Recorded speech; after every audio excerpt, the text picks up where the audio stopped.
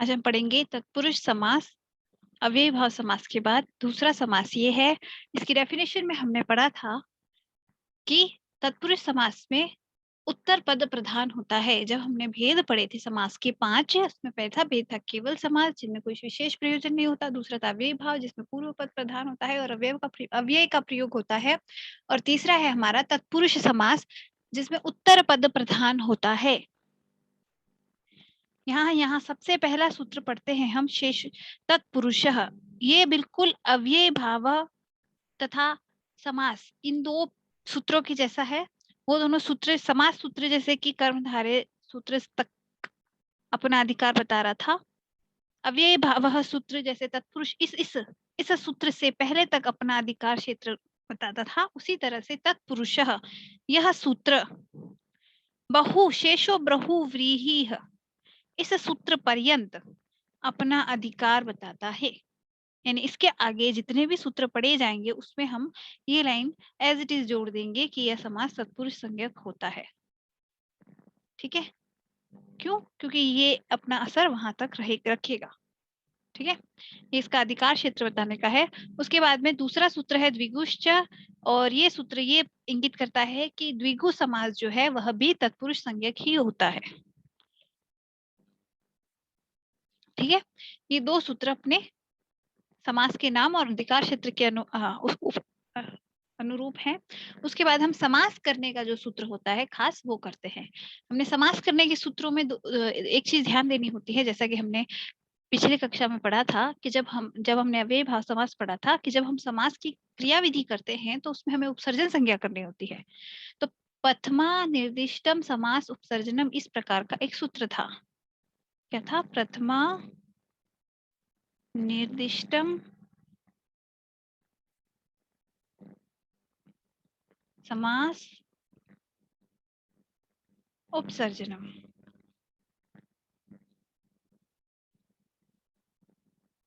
ये सूत्र कहता था कि अगर किसी सूत्र के अंदर पदों में जो पद कैसा हो, प्रथमा से निर्दिष्ट हो, वो उपसर्जन संज्ञक होगा। ठीक है, तो ये चीज हमें आगे भी ध्यान रखनी है। क्यों? हमें समास की क्रिया विधि में उपसर्जन संज्ञा करनी आवश्यक है, अन्यथा हमें ये पता नहीं चलेगा कि हमें पूर्व में कौन सा रखना है और उत्तर में कौन सा रखना है। समसित पद में जो हमारे पहले के पद है उनमें से पूर्व में किसे रखना है और उत्तर में किसे रखना है। ठीक है, तो हमारा पहला सूत्र है तत्पुरुष समास में द्वितीया श्रिता तीत पतित गत्यात्यस्तत् प्राप्तापन्नैः। श्रितातीत पतित गत्यात्यस्तत् प्राप्तापन्नैः। ये क्या है? श्रित, अतीत, पतित, गतित, गत, अत्यस्त, प्राप्त और आपन्न, और इन सब के अंदर का क्या करी है? तृतीया बहुवचन। और ये जो द्वितीया है इसके अंदर प्रथमा विभक्ति का प्रयोग है। इस पद में प्रथमा विभक्ति का प्रयोग है। ठीक है, अब अर्थ में प्रथमा विभक्ति किसमें लगेगी ये चीज देखेंगे बाद में, पहले इसका अर्थ देखते हैं। ये कह रहे हैं समास दो पदों में होता है, दो या उससे अधिक पदों में होता है, और वहां हमें ये ध्यान रखना है कि समास किस किस के बीच में हो रहा है। तो ये क्या कहता है? ये सूत्र कहता है कि एक तो क्या होना चाहिए?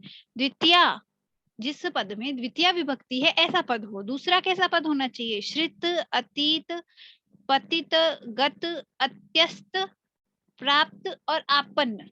द्वितीय विभक्ति से युक्त समर्थ सुबंत के साथ कैसा पद? दूसरा, श्रित, अतीत, पतित, गत, अत्यस्त, प्राप्त और आपन्न प्रकृति वाले सुबंत।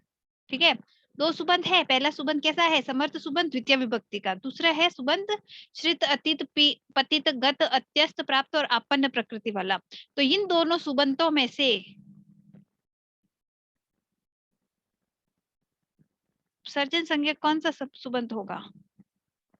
जो द्वितीय विभक्ति वाला सुबंत है, समर्थ सुबंत द्वितीय विभक्ति वाला,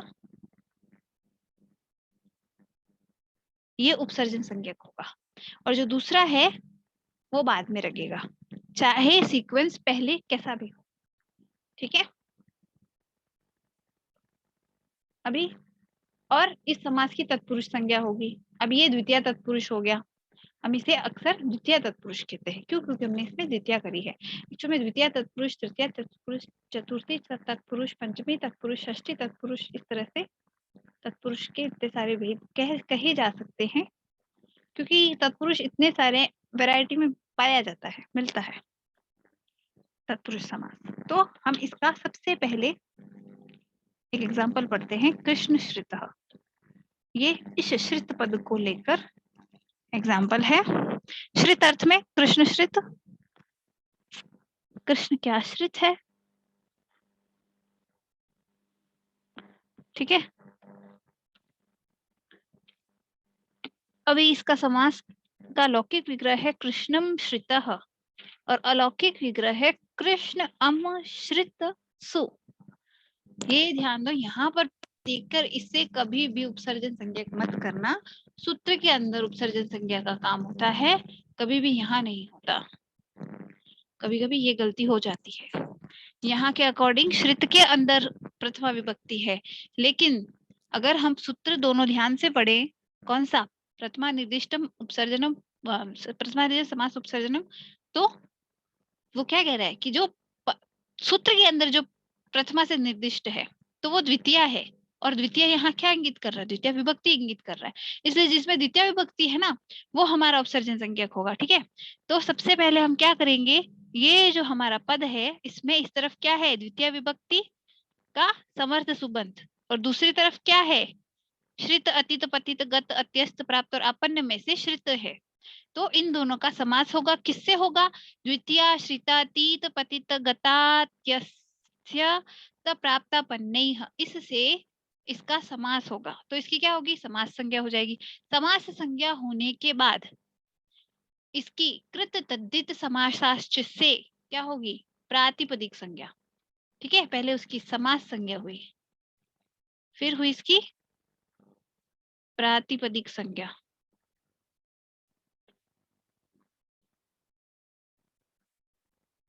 प्रातिपदिक संज्ञा होने से इसके ऊपर सूत्र लगेगा, सुपो धातु प्रातिपदिकयोः। वह सूत्र लगने से इसके अंदर के सुपों का लुक हो जाएगा। इनका लुक होने के बाद बचेंगे कृष्ण श्रित। अब इस कृष्ण और श्रित में क्या हो रहा है, इसमें उपसर्जन संज्ञक है कृष्ण। क्यों? क्योंकि द्वितीय विभक्ति इसी में थी।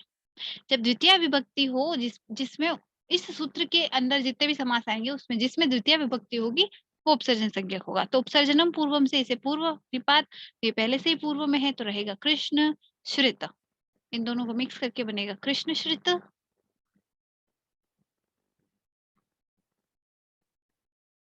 चूंकि ये प्रातिपदिक का प्रातिपदिक ही है, प्रातिपदिक से प्रातिपदिक क्यों है, इससे सुपो का लोप होने के बाद भी सुपो धातु प्रातिपदिक से, तो उसका सिंपल सीधा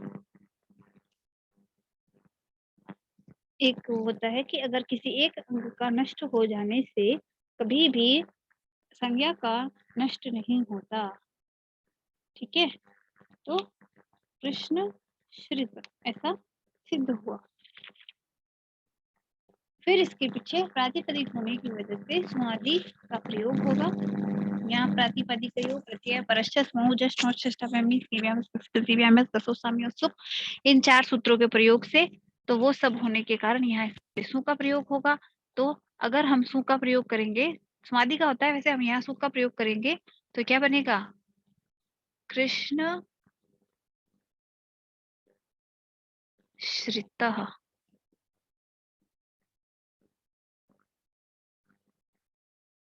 ठीक है, ये शब्द बनेगा। हो गई पहली की स्थिति। अब दूसरा है हमारा अरण्यातीत, और इस सूत्र के अंदर भी दूसरा है अतीत वर्ड। सूत्रों के अंदर यूजुअली जो वर्ड है ना, उनमें से हर एक के लगभग एग्जांपल लिए हैं मैंने। हाँ शालिनी बोलो। मैम ये उदाम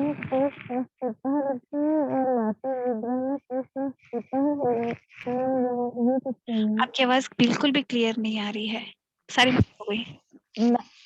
मैम ये जो उदा लिखा है, उदा में कृष्ण श्रित लौकिक विग्रह में कृष्णम श्रितः ये श्रितः मतलब उदाहरण, ठीक है। अच्छा, लौकिक उदाहरण। हाँ, और आपने पहले की क्लास नहीं देखी ना? मैम आज क्लास किया। पहले आप समास बीच में से पढ़ रहे हो, इस वजह से आपको ये चीज समझ में नहीं आ रही है, ठीक है। मैं फिर से बता देती हूँ। मतलब उदाहरण है, मैं उदाहरण देती हूँ, एग्जाम्पल्स, एक एक एग्जाम्पल के। और समास के अंदर जब हम संस्कृत में समास पढ़ते हैं तो वहां हम उसके विग्रह, जो समास विग्रह होता है वो दो तरह का होता है, एक लौकिक विग्रह और एक अलौकिक विग्रह, ठीक है। हमेशा ये याद रखना कि समास का जो सूत्र होता है वह अलौकिक विग्रह में ही लगेगा।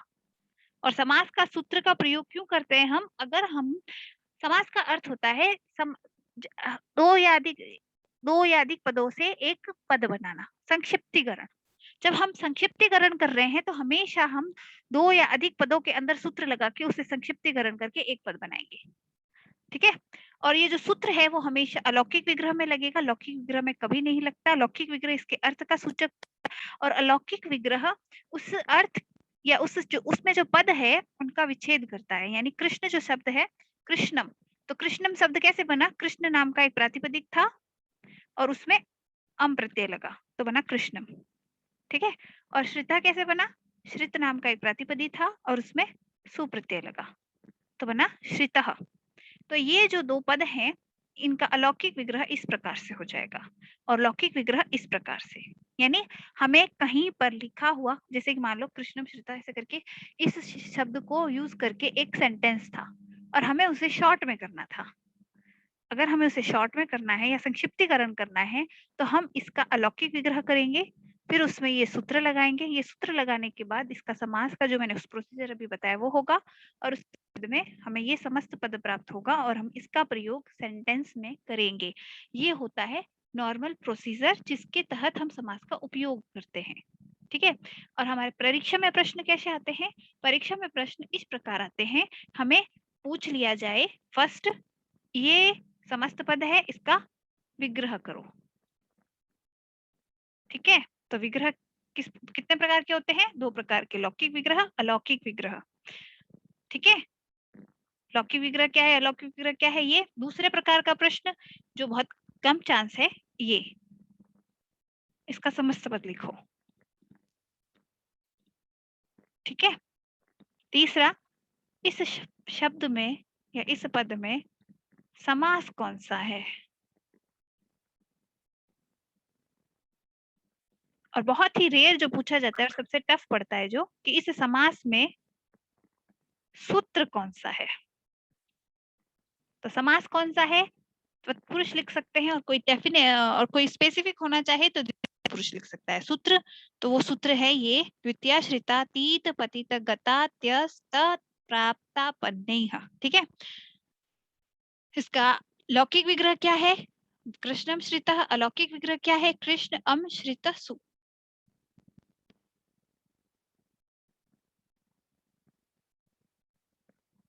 और बाकी का जो प्रोसीजर है, कृष्ण अम श्रित सु से हम कृष्ण श्रित तक कैसे पहुंचते हैं वो मैंने एक बार बता दिया। अगर नहीं समझ में आया हो तो बताइए, मैं फिर से बता देती हूँ। मैम समझ में आ गया। वो केवल वो आप जो बताई थी अभी लास्ट में ना, उदाहरण अलौकिक अलौकिक हो गया और समास कौन सा है, तो आप तत्पुरुष संज्ञक बोली थी कि मैम ये कैसे पता चलेगा कि तत्पुरुष संज्ञक है? सूत्र हम इसीलिए तो पढ़ रहे हैं। जैसे मैंने, अच्छा आप स्टार्टिंग की 2 क्लास लेना, आपको और अच्छे समझ में आ जाएगा कि इनका डिफरेंशिएशन जी कैसे मैम। होता है। एक्चुअल में हमें खास तो डिफरेंशिएशन ये पता होना चाहिए। अव्यय भाव को पहचानने का सिंपल तरीका है कि अव्यय होगा एक, दूसरा उसके अंदर प्रथम पद, पूर्व जो पद है वो प्रधान होगा।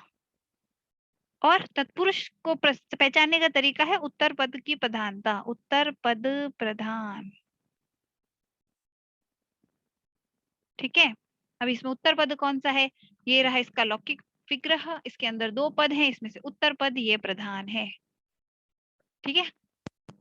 इसमें जैसे अतीतः ये पद प्रधान है, तो पद की प्रधानता के अनुसार इनका वो किया गया है तो भाई तत्पुरुष में उत्तर पद प्रधान होता है, बहुव्रीहि में अन्य पद प्रधान होता है, द्वंद्व में दोनों पद प्रधान होते हैं, अव्ययी भाव में पूर्व पद प्रधान होता है।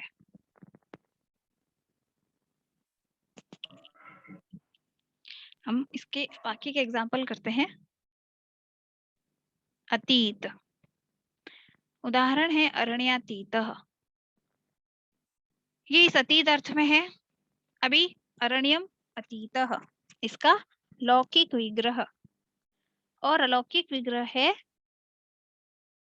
अरण्यम अतीत सु। ठीक है, अभी यहाँ क्या है, इसमें अतीत शब्द है और इसमें द्वितीय विभक्ति है, तो ये सूत्र लगेगा द्वितीय श्रित पतित गतात्यस्त प्राप्तापन्नैः, इससे इस समास होगा। ध्यान में रखना, समास का जो सूत्र है वो हमेशा अलौकिक विग्रह में लगेगा। जब इसमें ये सूत्र लगेगा तो इसकी क्या होगी, समास संज्ञा होगी। समास संज्ञा होने से एक बाद कृत समासाश्च से इसकी प्रातिपदिक संज्ञा होगी। प्रातिपदिक संज्ञा होने से सुपो धातु प्रातिपदिक योह नामक सूत्र से इसके अम और इसके सु, इन दोनों का लुक हो जाएगा। क्यों? क्योंकि वो सुपो का लुक करता है ये सूत्र। तो इससे कैसे सुपो का लुक करता है, तो सुपो धातु प्रातिपदिकयोः, धातु और प्रातिपदिक के संज्ञक होने के बाद उसके अंदर जितने भी सुप मिलेंगे उनका लुक कर देगा। तो ये पूरा का पूरा जो समूह है ये प्रातिपदिक संज्ञक है, तो इसके अंदर जितने भी सुप मिलेंगे उनका लुक हो जाएगा। ठीक है, इनका लुक होने के बाद हमारे पास क्या बचेगा, अरण्य अतीत। फिर आता है प्रथमा निर्दिष्टम समास उपसर्जनम। इस सूत्र का नंबर आता है, यह क्या कहता है कि सूत्र में जो प्रथमा से निर्दिष्ट है उसकी उपसर्जन संज्ञा होगी। सूत्र में प्रथमा से निर्दिष्ट है द्वितीय, यानी द्वितीय विभक्ति। द्वितीय विभक्ति है अरण्यम में, अरण्य में, तो संज्ञा होगी। उपसर्जन हम पूर्वम से इसको पूर्व निपात होगा ये लिखेंगे। ठीक है, तो ये बनेगा अरण्यतीत, तो इसके संधि करके हम कर देते हैं अरण्यातीत। ठीक है, अब ये प्रातिपदिक संज्ञक तो था ही, इसमें प्रातिपदिक होने के कारण सु आदि प्रयोग होगा और इसके बाद बनेगा सु का विसर्ग होकर अरण्यातीतः, अरण्यातीतः। तीसरा एग्जाम्पल कूपपतितः, कूपपतितः, कूपम पतितः, कूप अम पतित सु, लौकिक विग्रह अलौकिक विग्रह, कूप अम पतित सु। अभी इसमें क्या होगा, फिर से वही द्वितीयाश्रितातीत पतित गतात्यस्त प्राप्तापन्नैः, इससे इसका समास होगा। यहाँ हम एक और चीज है समझने वाली कि कई बार हम ये करते हैं कि भाई पहले लुक करते हैं और उसके बाद उपसर्जन करते हैं, लेकिन हम पहले भी उपसर्जन कर सकते हैं। ठीक है, तो यहाँ द्वितीय विभक्ति किसमें है, कोप में, तो उपसर्जन संज्ञा इसकी होगी। ठीक है, तो ये पूर्व में आ जाएगा। उसके बाद हमने इसके अंदर सुपो धातु प्रातिपदिकयो से लुक कर दिया, लुक करने के बाद बचेगा कूप पतित, फिर यहाँ प्रातिपदिक होने से सु आदि का प्रयोग हुआ तब बनेगा सुकूप पतितः। ठीक है,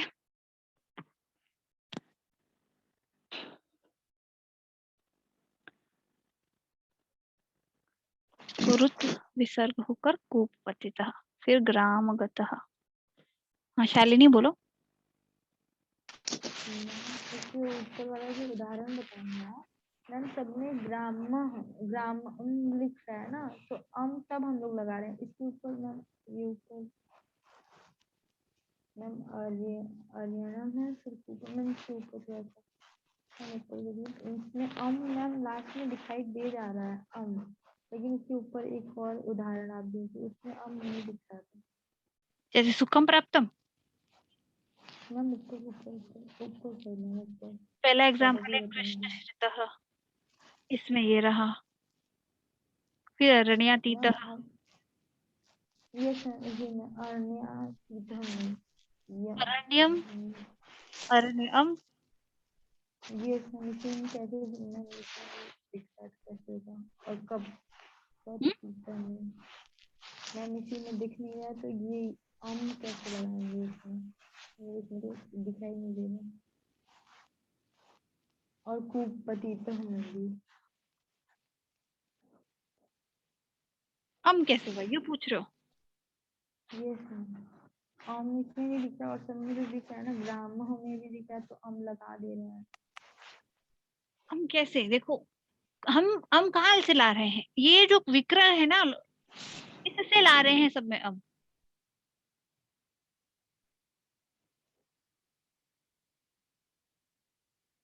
हम इस विग्रह से सब में ला रहे हैं। किस विग्रह से? इस लौकिक विग्रह से। लौकिक विग्रह क्या है? कूपम। कूपम कैसे बनता है? कूपम बनना है उदाहरण तो प्रातिपदिक होता है उसके जब हम रूप चलाते हैं ना, शब्द रूप, तो द्वितीय विभक्ति एक वचन में अम नाम का एक प्रत्यय होता है। द्वितीय विभक्ति एक वचन में अम नाम का एक प्रत्यय होता है, इसीलिए मैंने शब्द रूप पहले पढ़ाए थे ताकि समास में दिक्कत ना हो। ठीक है, अम नाम का एक प्रत्यय होता है द्वितीय विभक्ति एक वचन के लिए। एक्चुअल में सुअ जो सुआदि प्रत्यय है, जो सुप बोलती हूँ मैं, ये टोटल 21 प्रत्यय का समूह है और इन्हीं 21 प्रत्ययों से शब्द रूप चलते हैं। जैसे हमारे रामः रामौ रामाः रामम रमौ रामान, ये सारे शब्द रूप इन सुपों से चलते हैं। और ये जो सुप है, ये इनका सूत्र है स्वौ जश मौ षष्टादि ज्ञेभ्याम्भ्यस् कसिभ्याम गसो साम यो सुप। और ये जो 21 सूत्र है वो है सु औ जस अम औट शस। इसके अलावा और है, ये प्रथमा विभक्ति के 3 एक वचन द्विवचन बहुवचन, ये द्वितीय विभक्ति के एक वचन द्विवचन बहुवचन, जितने भी शब्द रूप बनते हैं, चाहे राम शब्द हो, हरि शब्द हो, ये कृष्ण शब्द हो, श्रित हो, सबके शब्द रूप इन्हीं से चलेंगे।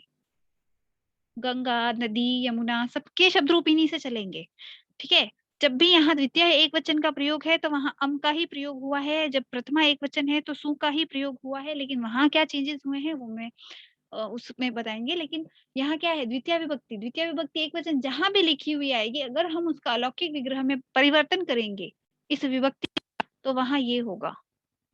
चाहे आगे कुछ भी बना हुआ हो, लेकिन शुरुआत तो इसी से हुई थी, इसलिए प्रत्यय तो यही काउंट होगा, इसलिए यहाँ अम आता है, क्योंकि यही प्रत्यय का प्रयोग हुआ था जब ये शब्द बनाया गया था। ये इस शब्द की उत्पत्ति पर आधारित है कि कैसे ये पद बना, और इसको पद क्यों कहते हैं। किसी को शब्द कहा है, किसी को पद कहा है, किसी को वर्ण कहा है, इसका भी एक रीजन है, क्योंकि इनकी सबकी अलग अलग डेफिनेशंस है। अपने डेफिनेशंस वाला पोर्शन पढ़ा?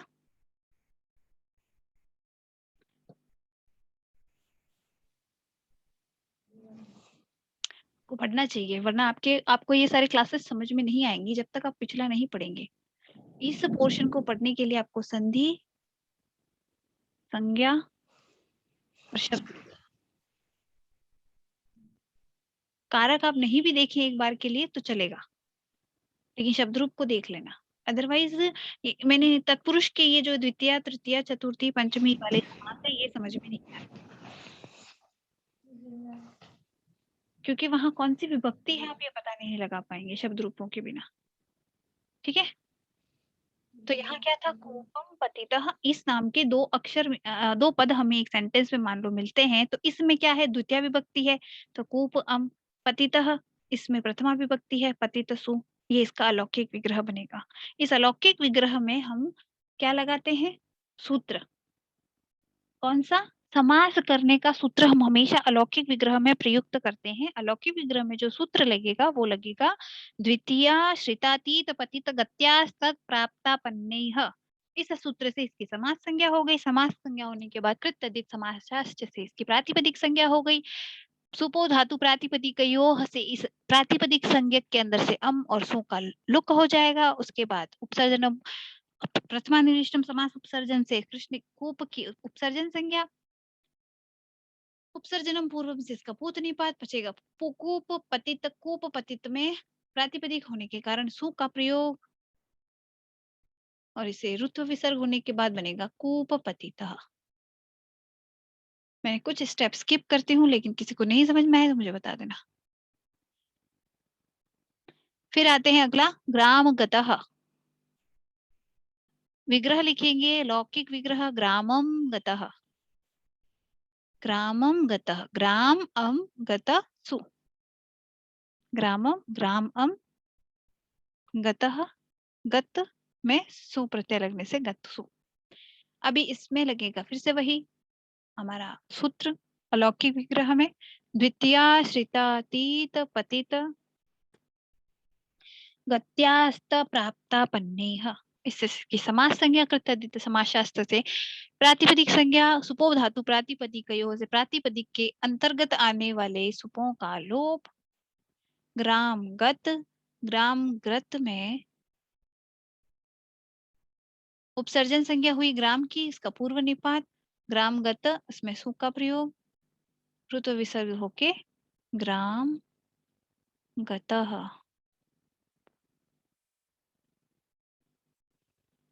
सुख प्राप्त, हमने द्वितीय श्रितातीत पतित गति गत आत्यस्त और फिर प्राप्त और आपन्न।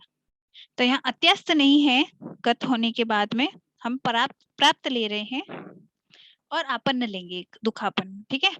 और इस तरह से हम सारे एग्जाम्पल कर रहे हैं जो सूत्र के अंदर हमने प्रयुक्त किए हैं, उनमें से मैक्सिमम एग्जाम्पल हम इस प्रकार से कर चुके हैं, ठीक है। उसके बाद हम अगला सूत्र लेंगे।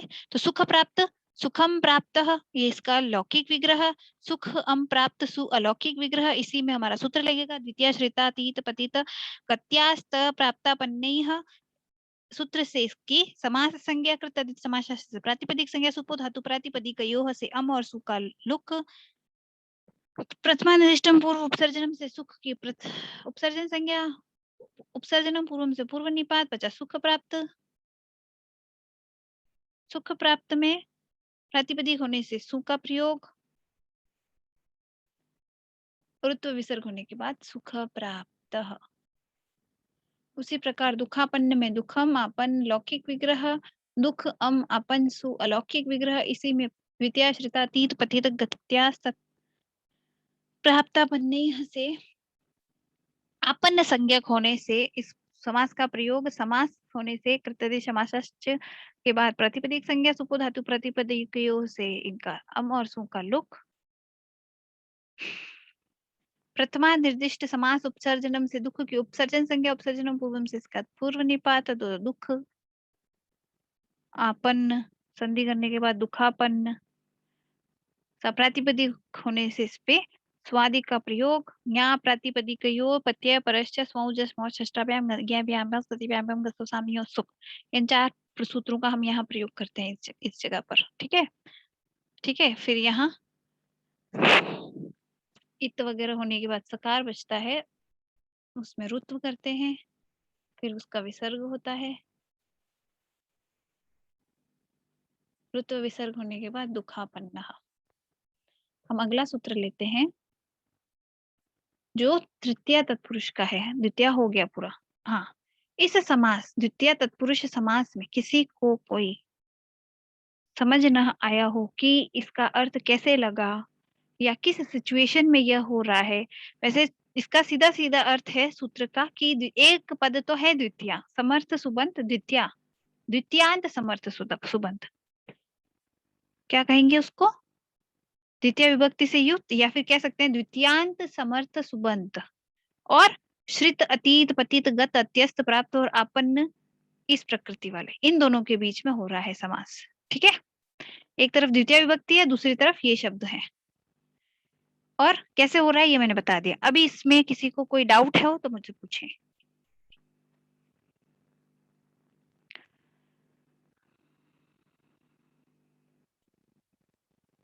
ठीक है, मैं अगला स्टार्ट करती हूँ। तृतीया तत्कृतार्थे गुणवचनेन। अतुल, सुमित, कोई डाउट, सब समझ आ गया? Yes ma'am. ओके। तृतीया तत्कृतार्थेन गुणवचनेन, यह कहता है तृतीयांत समर्थ सुबंत, जैसे वहां द्वितीयांत था द्वितीय विभक्ति से युक्त, द्वितीय विभक्ति से युक्त समर्थ सुबंत लिखा था। वैसे यहाँ पर भी हम लिख सकते हैं तृतीय विभक्ति से युक्त समर्थ सुबंत, लेकिन ये लिखने में शॉर्ट पड़ता है। तो तृतीयांत समर्थ सुबंत, जैसे वो द्वितीयांत था वैसे ये तृतीयांत, और उसका किसके साथ समास होगा? तृतीयांत शब्द द्वारा किए गए गुणवाचक शब्द के साथ।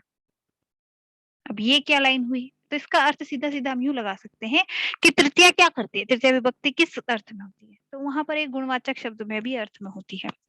गुणवाचक शब्द कैसा? जैसे कि यहाँ एग्जाम्पल लेते हैं ये वाला, ये क्या है? शंकुलया खंडः, ठीक है। तृतीय विभक्ति किसमें है? शंकुल में।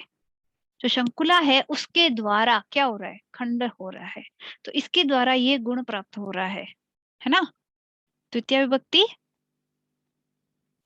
द्वारा अर्थ में होती है कई बार, उस अर्थ में। तृतीया में भी यहाँ दो तरह के मिलेंगे आपको। दूसरा जो है कर्तृकरणे कर्ता बहुलम, इसमें जब हम कर्ता और करण अर्थ में लेते हैं ना, उसका ये समास अलग है, और वहीं द्वारा अर्थ में ले रहे हैं तब ये समास अलग है, ठीक है। तो उसके द्वारा जो काम किया जा रहा है ना, उसके साथ तृतीय विभक्ति जिस पद में प्रयुक्त की जा रही है, उस पद द्वारा जो कार्य किया जा रहा है या जो गुण उससे प्राप्त हो रहा है, उस गुणवाचक शब्द में, उस गुणवाचक शब्द के साथ में इस तृतीय विभक्ति वाले पद का, मतलब ये जो गुणवाचक शब्द है उस पद के साथ इस तृतीय विभक्ति वाले पद का समास होगा, ठीक है। तो ये हुआ समर्थ सुबंत और ये दूसरा सुबंत, इन दोनों के बीच में समास होगा।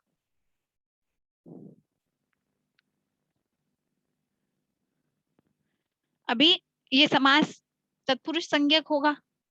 अभी इसका रीजन हमें पता क्यों होगा, क्योंकि ये क्या है? तत्पुरुष के अधिकार क्षेत्र में आता है, ठीक है।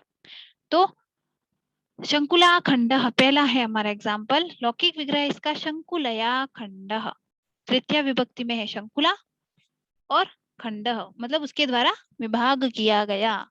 शंकुला बोलते हैं सरौते को शायद मेरे हिसाब से।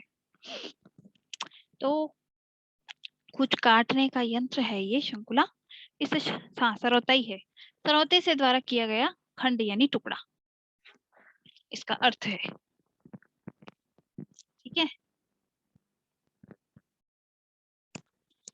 अभी क्या हो रहा है, जो तृतीया है, जिस पद में तृतीय विभक्ति है उसी के द्वारा क्या हो रहा है? खंड हो रहा है। तो ये क्या है? गुणवाचक शब्द है जो किसका गुण बता रहा है? इस तृतीया वाले पद में जो शब्द है उसका गुण ये दूसरा पद बता रहा है, ठीक है। मतलब शंकुला का क्या क्या गुण है? वो खंडित करती है। मतलब सरौता क्या करता है? टुकड़े करता है किसी चीज के, तो वो उसका गुण बता रहा है, तो उसका गुण बताने वाला पद है खंड, और खुद क्या है? तृतीय वाला शब्द वो है शंकुलया, ठीक है। समझ में आ गया कि किस प्रकार से गुणवाचक शब्द है, सूत्र का अर्थ समझ में आया?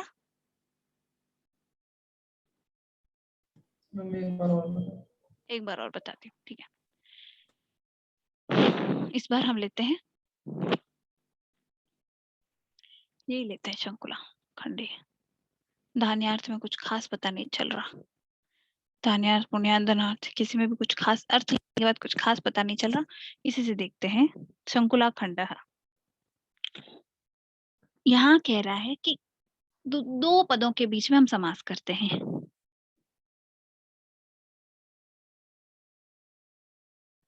इन्होंने कहा है कि पहला पद वो है जिसमें तृतीय विभक्ति है, ठीक है। और दूसरा पद वो क्या बता रहे हैं कि तृतीय विभक्ति जिस पद में है उस शब्द का गुण जो है वो बताने वाला जो भी पद होगा वो आएगा इस दूसरी जगह पे। कैसे? मान लो कि कैंची है, ठीक है। अगर वो इस पहले पद की जगह आ जाए, तृतीय विभक्ति में इसका प्रयोग हो, तो कैंची का क्या गुण होता है? कैंची का गुण होता है काटना, होता है। तो कर्तन जो शब्द है उस शब्द के साथ इस कैंची का समास होगा, ठीक है। वैसे के वैसे ये क्या है? सरोता। सरोता तृतीया विभक्ति में है, तो तृतीया विभक्ति में है अगर सरोता है तो खंडीकरण जो है उसका गुण हुआ, और इस गुण को बताने वाला शब्द हुआ खंड। मैम आपकी वॉइस चली गई बीच में। वॉइस चली गई? ओके, मैं फिर से बताती हूँ स्टार्ट से। कहाँ तक सुनाई दिया पूछने का मीनिंग नहीं है, स्टार्ट से बताती हूँ। अभी सही आ रही है ना voice proper? Yes ma'am. Okay. दो पदों के बीच में समास होता है, ठीक है। यहाँ ये सूत्र इंगित करना चाहता है कि जो पहला पद है वो तृतीयांत है। तृतीयांत कोई भी पद ले लो, अभी वो पद जो है वो किसी यंत्र की संज्ञा होगी या कोई भी वस्तु होगी, जो भी है वो है तृतीयांत पद है। और इस तृतीयांत पद के साथ दूसरा पद क्या होना चाहिए? इस तृतीयांत पद का जो मूल पद है उसका गुण क्या है, ठीक है। तो एक कैंची है मान लो, तो उसका गुण क्या होता है? कर्तन। अगर तृतीय विभक्ति में यहाँ कर्तनी का प्रयोग हो, ठीक है, तो कर्तन के साथ इसका समास होगा, ठीक है। उसी तरह से तृतीय विभक्ति में हमने शंकुला का प्रयोग किया है, सरौता है, तो खंडन उसका कार्य है। इस वजह से खंड के साथ जो उसका गुण बताने का काम कर रहा है, खंडन, ये खंडन करना ये किसका गुण है? सर शंकुला का गुण है।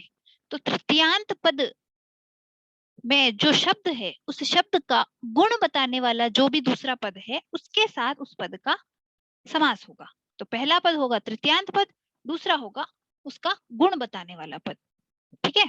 तो यहाँ है हमारे पास शंकुला खंडः, मेन जो हमारा समस्त पद है। अभी इसका लौकिक यहाँ से शुरू करते हैं। हमने एक पद में शंकुलया खंडः, अब यहाँ तो सुपारी होता है तो सुपारी, ठीक है, उसको क्या कहते हैं? पूगः। शंकुलया खंडः पूगः, ऐसे एक वाक्य मिल गया हमें, और हमें इसको शॉर्ट में करना है समास करके इसमें। तो यहाँ हम समास किसका करेंगे? तो हमारे पास यहाँ तीन पद है, लेकिन हम समास किसका करेंगे? हमने अगर शंकुलया उठाया है तृतीयांत पद, तो इसके साथ हम समास पूग का करेंगे। शंकुलया, शंकुलया लिखा है तो हम उसके साथ पूग का समास नहीं कर सकते। क्यों? क्योंकि हम कैसे करेंगे? इस वजह से, क्यों? क्यों? उसको करने इंगित करने वाला कोई सूत्र ही नहीं है हमारे पास। लेकिन अगर हम समास करना ही है तो इससे इंगित करने वाला सूत्र ढूंढना ही है, तो हमारे पास जब ये सूत्र है तो ये सूत्र किसका करेगा? शंकुलया के साथ खंड का करेगा। जो ये पूग है इसको खंडित किया है इस शंकुला द्वारा, तो शंकुला द्वारा खंडित पूग, पूग यानी सुपारी होता है, ठीक है। शंकुलया खंडः पूगः, तो इसमें शंकुला इसका गुण बताने वाला पद है खंडः, तो इस सूत्र से इन दोनों के बीच समास होगा। और समास का सूत्र हमेशा किसमें लगता है? अलौकिक विग्रह में। तो अगर हम शंकुलया खंडः का अलौकिक विग्रह करेंगे तो बनेगा क्या? शंकुला टा खंड सु। शंकुला टा, तृतीय विभक्ति एक वचन है तो टा का प्रयोग, और यहाँ क्या है? प्रथमा एक वचन खंड सु। फिर इसकी क्या हुई? इस सूत्र को लगाने से तृतीया तत्कृतार्थेन तत्कृतार्थेन गुणवचनेन, इस सूत्र से इसकी समास संज्ञा हुई। कृत समासाश्च से इसका प्रातिपदिक संज्ञा हुई। सुपो धातु प्रातिपदिकयोः से टा और सु का लुक हुआ। बचा शंकुला